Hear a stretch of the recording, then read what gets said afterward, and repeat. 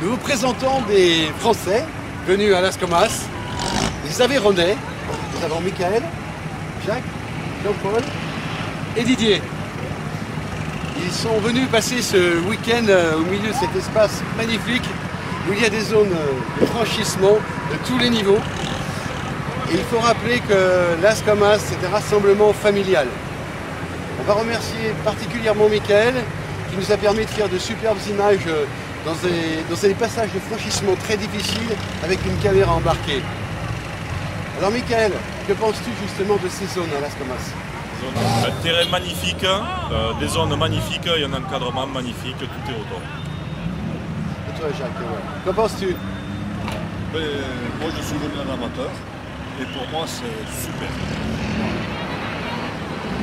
Alors Jean-Paul, dit papy, c'est toute une histoire du tout-terrain, du 4x4, en pilotage, en préparation. Alors quel est ton avis? Pour moi c'est pareil, c'est vraiment magnifique. En plus de temps est avec nous, les zones sont magnifiques, les gens sont très sympas.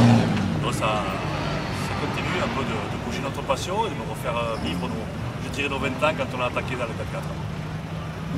Merci à toi Jean-Paul. Alors Las Comas, c'est aussi l'ambiance, c'est aussi la fête. On va vous présenter Didier, le combatteur qui représente la fête de Las Comas.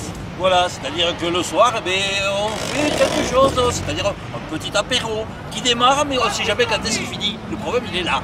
Voilà.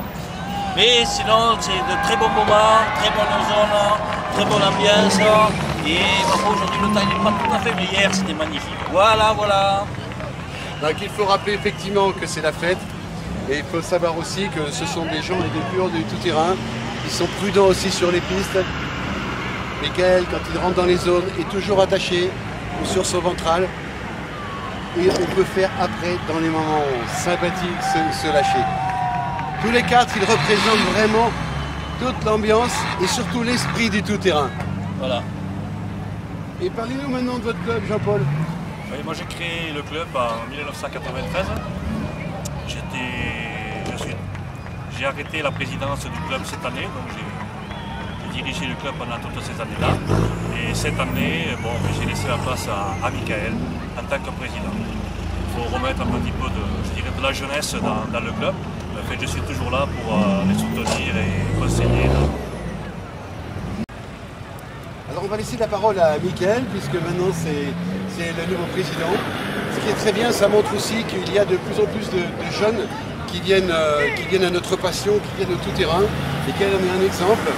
Alors Michael, parle-nous et dis-nous le nom de ton club et ta prochaine participation à une épreuve.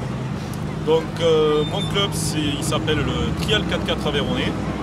Et prochaine étape qu'on va se lancer, c'est le challenge Mud and Rock Alette en extrême. Très bien. Mais écoute, on te souhaite bonne chance pour cette épreuve et on tient à vous remercier pour votre gentillesse et surtout cet esprit du tout-terrain que vous représentez au nom de tout le monde. Alors on vous dit à bientôt. Merci. Merci.